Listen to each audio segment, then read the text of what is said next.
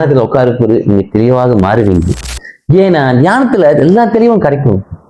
கிடைக்காதுன்னு எதுவுமே இல்லை.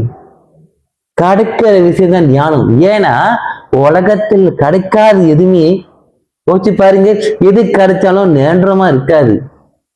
ஆனா இந்த தியானத்துல நீங்க கேட்க போரு, அந்த இறைவன் கிட்ட நீங்க நிக்க போரு, உங்களுக்கு கிடைக்கிற பொருள் நாம் அத்தனையும் வீணா ஆகாது.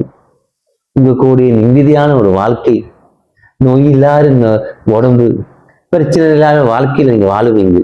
அது அத்தனையும் உண்மையான ஒரு நிலை.